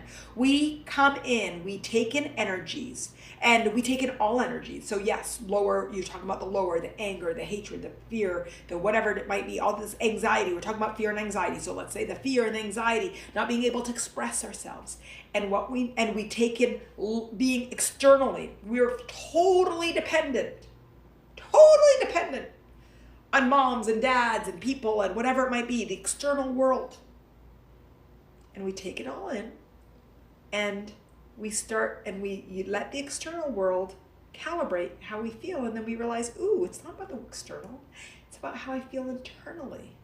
And we start to shift, transmutate, alchemy, until we go higher and higher and higher. And our journey is 3: worthiness, freedom, and love. So yes, that's what the human journey is about. That's what I teach. This is what I teach. Yes, yes, yes, yes, yes. Mike, yes, yes, yes. Who is in? Who wants to come? Who wants to come on this journey? Cheryl says, just arrived here for the first time. Cheryl, come in, welcome. Who wants to be part of this tribe? Who wants to honor their humaning? What does that mean? Thomas says, I'm on the bus. Fantastic. And Thomas, we take a rocket ship. We don't do bus here. Sometimes we do bus when we want to go slow, but we also do rocket ship. Rocket ship. We have fun. And it's all about how do we see the human journey from a place and lens of love, acceptance. Lee says warp 9.9. Fantastic. Wings are spread. Fantastic. Fantastic. Fantastic. And what got us talking and what got us here? Stress and anxiety. So is stress and anxiety bad? Heck no. Because if you did not have stress and anxiety, you would not be here. And if I said, come for your happiness, you would not be here. You'd already be happy. So stress and anxiety is a gift because it brought you here. Here, now, to this live, and to Insight Timer. It's not the first time you've been in here. How many stars do you all have? It's not your first time, but you're here because you're asking questions. It brought you to Jessie. Jessie who knows the feeling and meaning of I am, but challenges. What if we just die? So Jessie's doing and knows, Jessie knows, but still challenges because we're human and we still doubt. What if I'm wrong? What if I'm like investing all of this energy and I'm wrong? Who cares if we feel good? Who cares?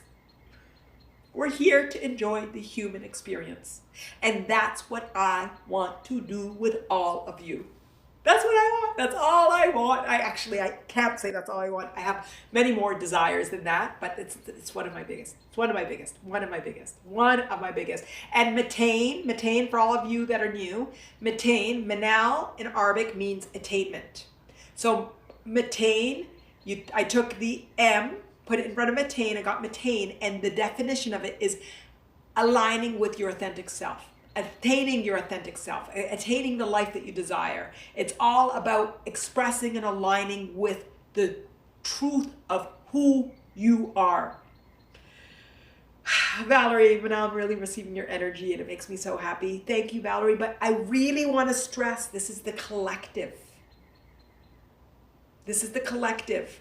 Because when we're in these lives, and somebody says something, our energy can shift. And sometimes we all know we've been here and then we all work together to shift it. But right now, I want to say, how does everybody feel? I'm going to start lifting. I'm just start listing some. Okay, great gift, Manal. Remind me not to pick your name at Christmas. Okay, so I'm going to start listing. Why do I keep on saying lifting? Let's list how we feel right now. Open. Curious. Engaged, blessed, oh my God, love it,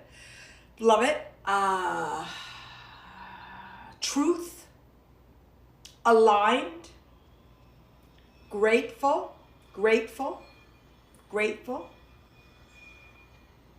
curious, aware.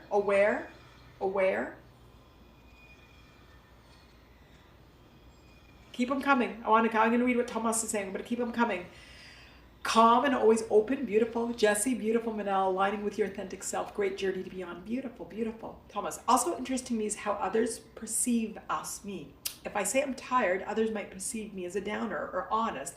Only I know my authentic self. I want to present that to the world, knowing, not caring about misconceptions. Pondering are so much. Beautiful, Thomas. Beautiful, beautiful. Letting go of the perception of others carry on us and be aligned with our truth. And that's what we were talking about earlier, about feeling anxious in social experiences and feeling nauseated. It's because I'm not aligned. I doubt my truth. And if I doubt my truth, I'm not going to be aligned and I'm going to feel physically uncomfortable. Physically uncomfortable. Compassion, excited. Okay, so today it's about stress and excitement. Stress and excitement. I'm just going, my brain is going so fast. Today's about stress and anxiety, okay? So we talked about honoring our stress and anxiety. I'm going to say these words about our feelings and about our stress and anxiety, okay? And I want to see who will be on the bus with me on this one. Using the bus, okay? Using the bus because we're going to go slower. We're going to go slower than a rocket ship with this one. About our stress and anxiety. Blessed. Blessed. Stress and anxiety brought us here. Blessed. Blessed. Grateful. Grateful. I know my body is telling me something, and when it's telling me something and it means I haven't been listening, and I will start to listen to my body. Curious, what is my body telling me? What are the physical expressions telling me? What are the emotions that I'm suppressing? What are my thoughts, and where are the thoughts going, and why are they saying this, and how does it align with misbeliefs I'm holding? Aware of my physicality, my emotional body, aware of my mental body, of my egoic body, aware. Aligning with my authentic self. Aligning with my authentic self. It's an amazing journey to be on. My stress and anxiety is a gift. Calm and always open. I'm going to be open to whatever my body's and sensations are coming. Compassion. How do we honor our feelings? Compassionately. Recognizing this is not personal. Let me understand what my body is telling me. This is okay. Excited. Wow, these are a complex set of physical, emotional, and mental sensation I'm having. I am so excited to break this down and understand what I have not listened to my body in the past, but I am ready. I am inspired. How is that? Lee feels like I need to do more lives. Fantastic. Lee, welcome. Meditation. What are we saying? Okay. More relaxed and peace. I think the message is clear. Heidi, grateful for the snow day. Fantastic. Oh, so the snow day kept you at home. Jesse, taking ownership for it all because only I can make the difference. Fantastic. Jen, empowered and connected. Okay, so everybody's feeling good. Is that what I'm taking? Did today's intention of shifting our relationship with stress and anxiety work? Is everybody honoring our feelings, not pushing them away, embracing them all? Yes. And not having to watch a sad movie to cry. Jen, I'm picking on you now.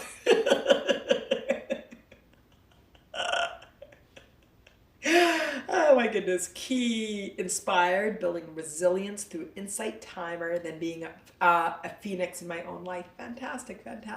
Thomas, accepting. Beautiful. It's definitely a start. Lee, fantastic. And Lee, I have something about grieving and mourning that you might enjoy. And I don't know if there was a death that made you feel fearful of death, but start to create a relationship, just like we read through all of those with our stress and anxiety. Once we can really, and I know there's a lot of resistance, and sometimes I feel like, now, are you like, just find the comfort with it. Just recognize it's part of life. It's part of life.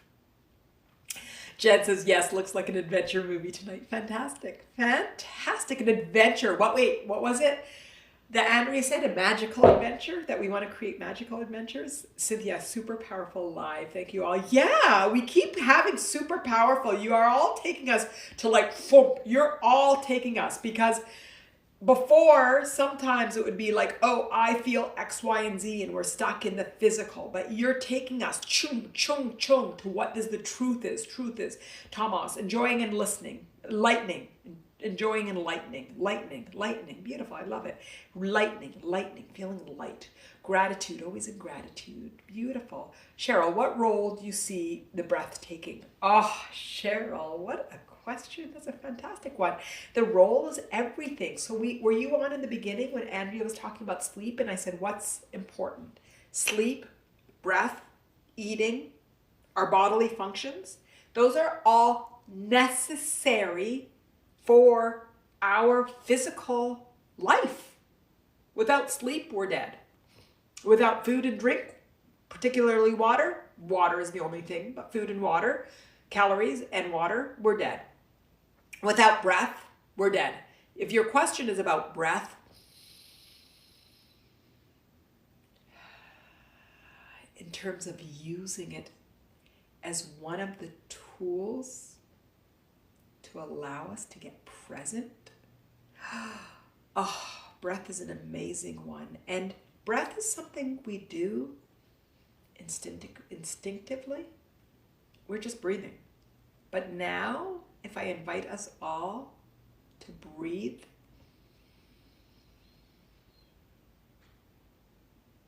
and to become aware of our breath, it moves an unconscious, necessary function to conscious.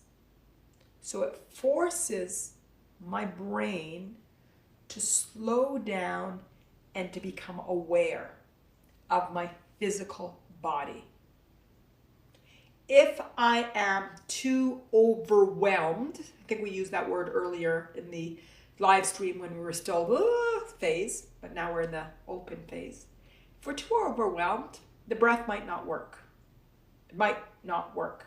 I know when I'm so overwhelmed. Were you all here? Who was here when a few lives ago I was like upset and I told you all that my brother, my younger brother, my baby brother said to me, Manal, breathe.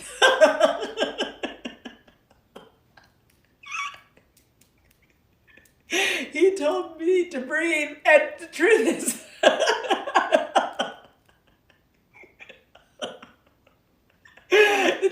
I needed it. But did it help at that moment? No. What I needed at that moment was to be seen and to be heard and to be felt. Look, I'm going to cry. You guys are going to cry. I haven't cried yet. For all of you that are new, we always have to cry. Somebody has to cry during a live. We have not had a live where somebody doesn't cry, even the laughing live. So now I'm going to cry. That moment, I didn't need a breath. See, I'm going to cry. Oh my goodness. I needed to be seen. I needed to be acknowledged, and it's part of my conditioning to have to be seen. We all have our different conditioning. And Andrea, I just cried. Who needs a sad movie when we have Manal? Oh my goodness. So breath is really important. Pranayama is one of different breathing exercises. I love many of them. There's the butterfly, and there's ones that take deep belly breaths, and there's so many. So yeah, the breath is fantastic, and using it as a mechanism for becoming present, fantastically powerful. Is it going to work for everybody all the time? No. Is it a good one for me? Does it really get me present? Not as present as really feeling my physical body. But I keep trying to work on it. Trying is the word. To work on it, to use it as a tool to get present more quicker. But it's not my go-to. But I'm aware of it. And it is for some people. Particularly when my brother said, Manal, breathe.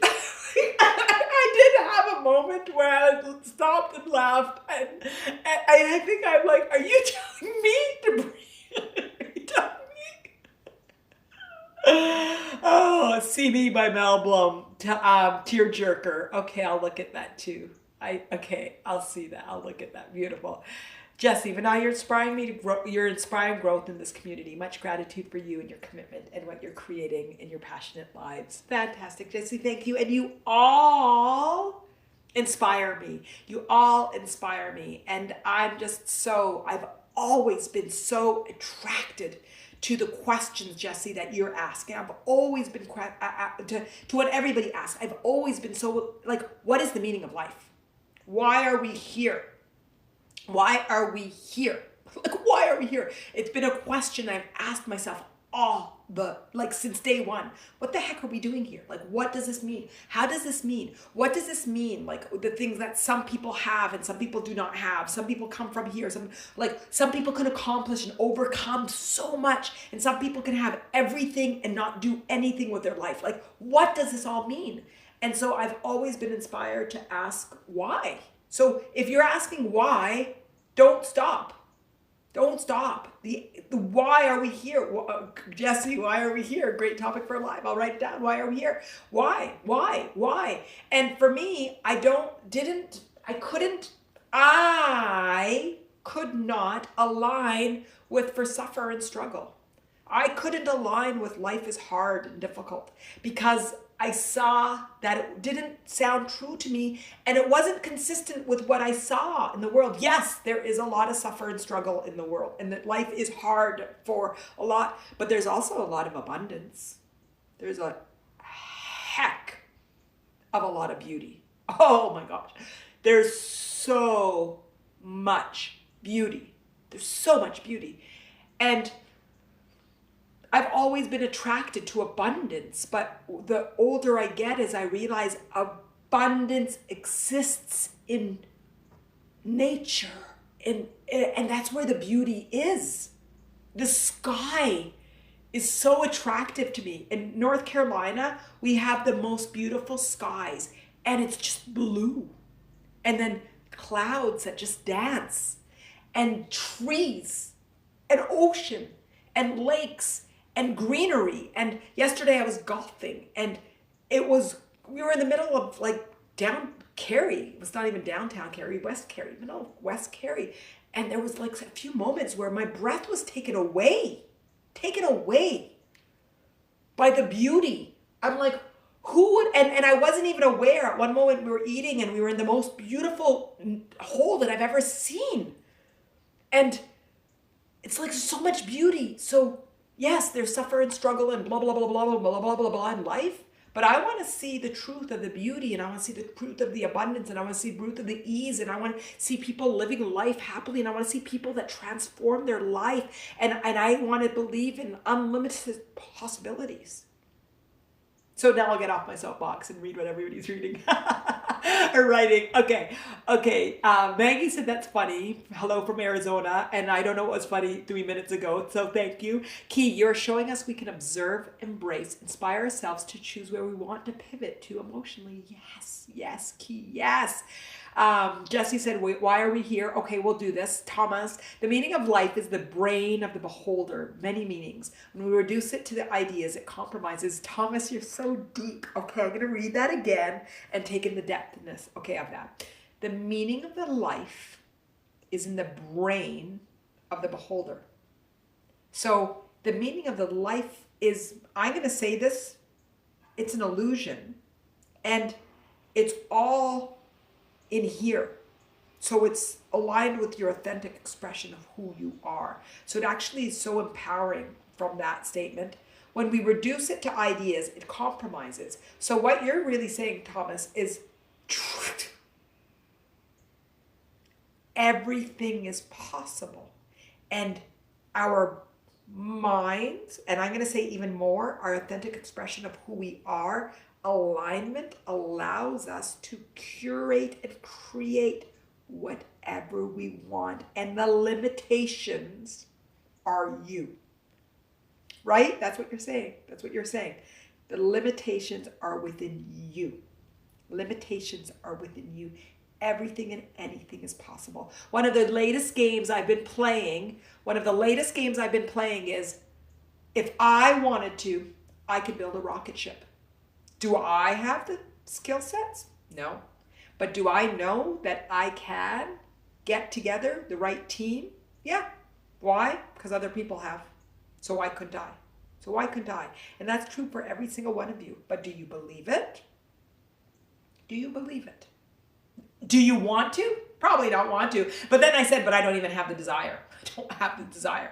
Bezos just did it. He had the desire. I don't have the desire. But I have the desire for us all to feel the way that we're feeling right now at the end of an hour and a half. We come in talking about stress and anxiety, and now we start talking about how the meaning of life is within our minds, and everything is possible, and any limitations is within you. So let's find the limitations and let go of them so you can accomplish anything you desire. Love it. Cheryl, with all due respect, can you tell us more about needing to be seen instead of breath work?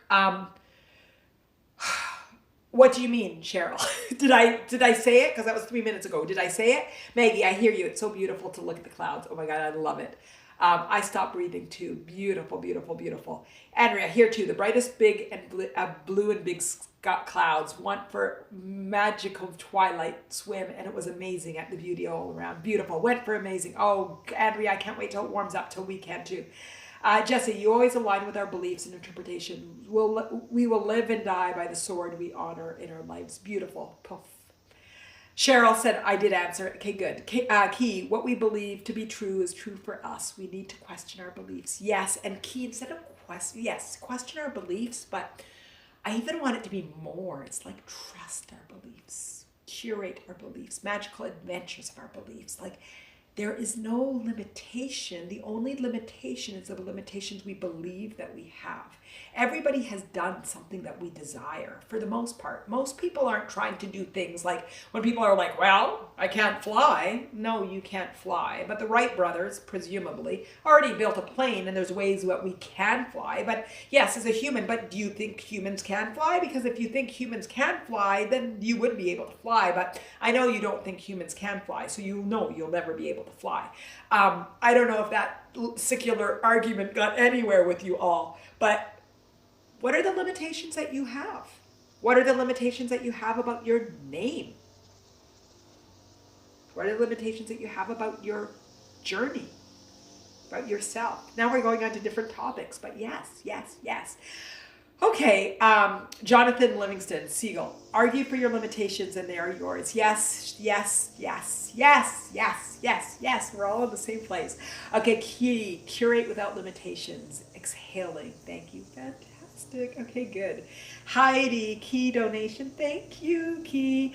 I'm blushing. Heidi, talk about self-care. I just finished my breakfast and brushed my teeth. Why haven't I been able to participate in the chat as much as I would have liked to? Heidi, that's fantastic. I'm just happy that you're here. And I love to hear what everybody's always doing on the side with these. It's like, oh, I was cooking. Oh, I was gone for a walk. Oh, I just went from home to the office. It's actually really fun. Really fun. Fantastic. Okay, so is everybody feeling aligned? Does everybody feel aligned? Is everybody feeling what they came for? Tallulah says hi. Jen says, I'm making dinner. Fantastic. So does everybody feel aligned? Red, my neighbor just left. I hope I didn't miss much. Red, it was a good one. It was a really good one. We did some great stuff. Promedy, I came back home just now. Yes. I am still here, sitting in the same spot, but I don't have the same luxury as you all. Maggie, I'm painting the goddess, Lady Nada. Yes, aligned. Oh my God, beautiful, beautiful, beautiful. Cheryl, this is my first time here. Wonderful. Well, Cheryl, I hope that you come back. Follow me. Join our group, Attaining Your Authentic Life. We have side discussions, and we just keep the conversation going. Follow me. Come back to the lives. Keep growing, keep growing, keep growing, keep growing. March is anxiety theme month, and so we just keep talking all things anxiety until it flips. I don't think we talked about anxiety more than 30 minutes, 45 minutes, and last hour and a half is about truth. So anxiety guides us to truth. That's the truth. Anxiety, I see the hearts. The hearts make me so happy. Hearts just going. Yeah. We're here to grow. We're here to expand. We're here to feel truth, to feel truth, to know truth, to understand truth. We're here for relationship and connection and laughter and joy. We're here to cry every now and then. Some of us might cry, some more than others. Some admit it more than others. Andrea says, yes, feeling great. Key says, first time here. Thank you. Beautiful, beautiful. Pramiti says, Jesse, really? Oh, Jesse said, I built a rocket. Ooh, I missed that. Love that. Yes, Jesse. Jesse, me too. Mary Alice, I've been singing your praises, Manal. You combine such power with gentleness. So talented. Oh, thank you, Mary Alice. There comes the blushing. I should look into that. You guys have taught me. There's some things. I used to apologize, and someone's like, Manal, why do you apologize? And I haven't in a long time. Have you noticed I have not apologized in a long time? But maybe I can explore the blushing. Maybe I can explore, because I do blush a lot. Jesse, what we can if we think we can. We can if we think we can. Fantastic. Hi there. Heidi, my mother several years ago had a near-death experience and was ready to go when she did. I know that beings were ready to welcome her to the next realm. I need to remember that she is in a better place. Heidi, beautiful, beautiful. Beautiful. And you're not saying that from here, which is where we were in the beginning. You're saying it from here. Beautiful, beautiful, beautiful. Citra says, thank you for this time. Maggie, my first time, and I love this. Fantastic. Welcome, Maggie, Maggie, Maggie. Andrea, this is always the best group to bring your full mojo. Yesterday, one of the golf balls was an Adidas Mojo, and we use that word all day. Mojo, mojo, mojo. Jen, thank you, Manal, as always, for wonderful, inspiring inspiration and no singing. Yes, those that are new, I sometimes break out into song, but never on demand. It has to come some. And one day, I think I was singing the whole time, and I'm like, what the heck? And I'm not a good singer.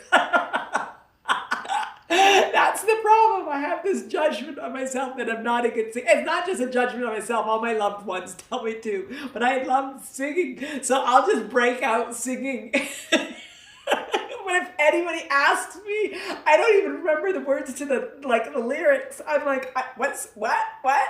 I don't know that song.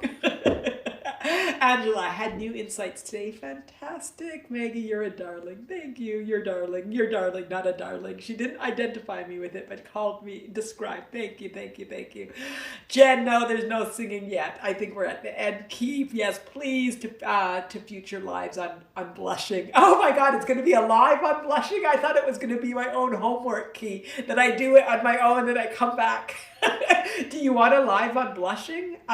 Christian, first turn for me as well. Thank you, thank you, thank you. So awesome. So nice to hear all the different voices. All the voices blend together. And it's fun to see us at different places, but all at the same place because we're all on the same journey. The human journey, the human journey.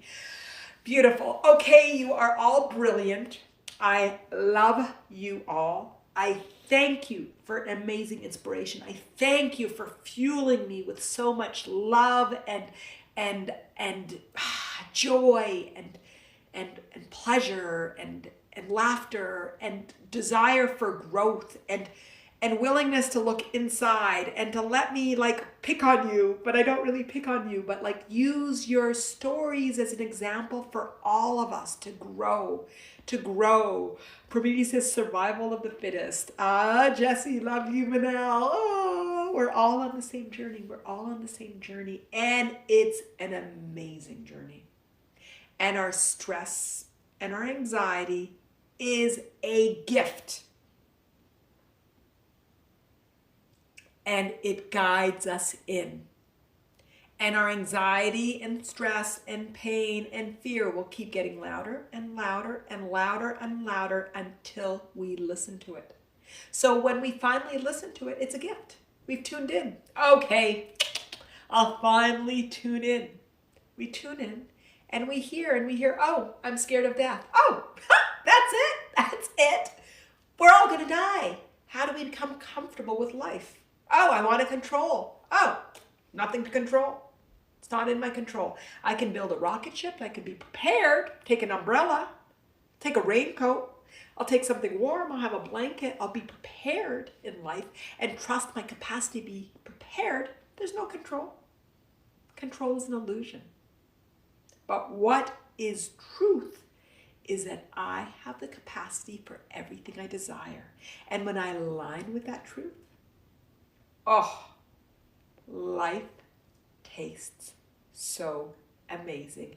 And I will muscle with my tribe and my community in such a powerful way for me to muscle in alignment with my truth, and life will be everything I desire it to be.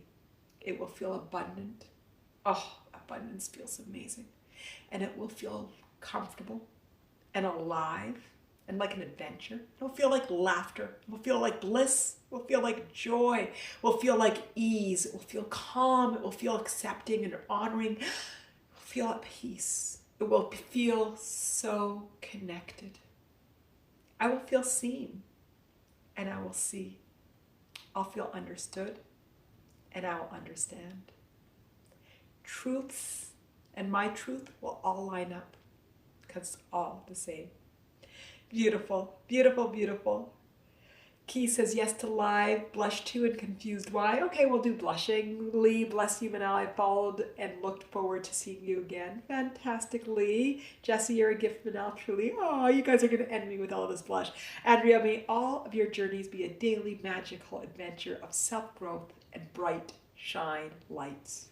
No more words to say after that, Andrea. Thank you for that amazing close. My love, always. That was amazing.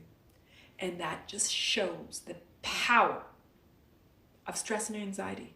Stress and anxiety. So if you want to continue to be empowered by anxiety, stress, pain, go to my website, www.mattain.me/anxiety and sign up now. Don't wait. 10 steps to letting go of anxiety. Keep on growing and expanding. So happy to be on this journey with you. My love, always. Don't forget to go to my website, sign up for my newsletters, and follow me. Instagram, Facebook, InsightTimer, and YouTube.